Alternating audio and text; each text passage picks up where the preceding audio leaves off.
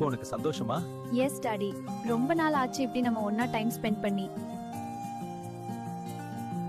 அந்த ரூம்ல ஒரு சேர் இருந்தது. அது எப்பவுமே டேபிள் பக்கத்துல தான் இருக்கும், ஆனா கொஞ்சம் தள்ளி தான் இருக்கும். ஒருத்தர் யாரோ உட்காரதுக்கு வெயிட் பண்ற மாதிரி. அது யூஸ் ஆகாத சேர் இல்ல, ஆனா அதுல யாரும் உட்கார்ந்ததும் கிடையாது. ஒவ்வொரு சாயந்தரமும் மீரா வீட்டுக்கு வந்த உடனே முதல்ல அவ பாக்குறது அந்த சேரை தான். அது ஒரு பொருள் மாதிரி இல்ல, ஆனா அதுல ஏதோ ஒரு ஃபீலிங் இருக்கிற மாதிரி இருக்கு. அவளும் அவளோட அப்பாவும் டேபிள்ல உட்காந்து டின்னர் சாப்பிடுவாங்க.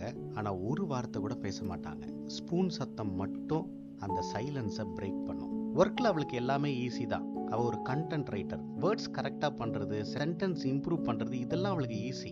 ஆனா ரியல் லைஃப்னு வரும்போது அவளுக்கு இந்த கான்வர்சேஷன் பண்றது தான் ரொம்ப கஷ்டம். அவளால அதை மட்டும் ஹேண்டில் பண்ண முடியவே இல்லை. ஒரு நாள் அவ ஒரு பழைய பாக்ஸை ஓபன் பண்ணா. அதுக்குள்ள போட்டோஸ் இருந்துச்சு, நோட்ஸுங்கெல்லாம் நிறைய இருந்துச்சு. அவ அம்மாவுடைய நோட் புக்கும் அதுல இருந்தது. அந்த நோட் புக்ல ஒரு லைன், அவர் அதிகமா பேச மாட்டாரு, ஆனா அவர் லவ் குறையாதது. அதை படிச்ச உடனே மீராவுக்கு ஒரு விஷயம் புரிஞ்சிச்சு. அப்பாவோட சைலன்ஸ் அது எப்பவுமே எம்டி ஆனது இல்ல. அடுத்த நாள் டின்னர் சாப்பிடும் போது அவ ஒரு விஷயத்த கவனிச்சா. அப்பா தண்ணி கிளாஸ அவ பக்கமா அப்படியே நகர்த்தி வைக்கிறத பார்த்தா. அது ஒரு சின்ன செயல் தான், ஆனா அதுல அவருக்கு அவ மேல இருந்த அக்கறை தெரிஞ்சது. அப்பா, உங்க நாள் எப்படி இருந்தது அப்படின்னு அவ கேட்டா.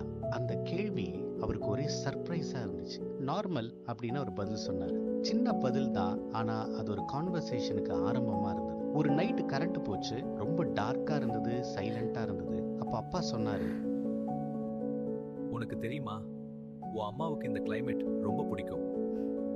அவர் அப்படி சொன்னது ஒரு கனெக்ஷனோட ஆரம்பமா இருந்துச்சு. அவங்க பேச ஆரம்பிச்சாங்க.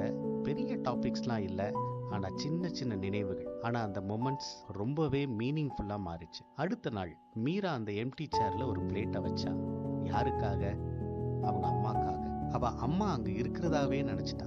அப்பா அதை பார்த்துட்டு ஒண்ணுமே சொல்லல, ஆனா அவர் நல்லா புரிஞ்சுக்கிட்டாரு. இப்போ அவங்க பேச ஆரம்பிச்சாங்க. ரொம்ப அதிகமாலாம் இல்ல, ஆனா போதுமான அளவுக்கு பேசினாங்க. அவங்களோட ரிலேஷன்ஷிப் பிரேக் ஆகல, அது இன்னும் காத்துக்கிட்டு தான் இருந்துச்சு. சில அன்பு வார்த்தைகள்ல வராதுங்க, ஆனா அதை ஃபீல் பண்றதுக்கு ஒருத்தர் இருந்தா அதுவே போதுமானது. சைலன்ஸ் எப்பவுமே எம்டி இல்ல, அது சம்டைம்ஸ் அன்ஸ்போக்கன் லவ். சைலன்ஸ் எப்பவுமே வெறுமையானது இல்லைங்க, அது சில சமயத்துல வெளியில காட்டப்படாத அன்பா கூட இருக்கலாம்.